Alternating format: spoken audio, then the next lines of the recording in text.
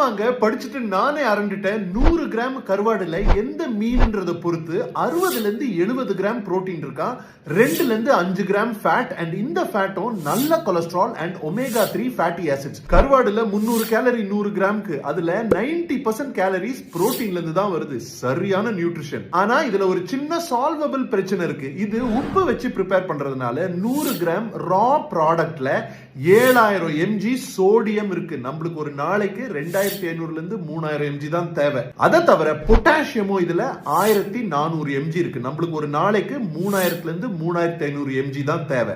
இதை ஈஸியா கருவாடை 12 ஹவருக்கு தண்ணியில ஊற வச்சு அந்த தண்ணியை ஊத்திட்டோம்னா கருவாடுல உப்பு கம்மியாயிரும். ஆனா இதுல சோடியமும் பொட்டாசியமும் என்ன இருந்தாலும் கொஞ்சம் அதிகமா இருக்கு. நீங்க தெரிஞ்சுட்டு ஒரு நாள்ல 100 கிராம்ல இருந்து 150 கிராமுக்கு மேல சாப்பிடாதீங்க.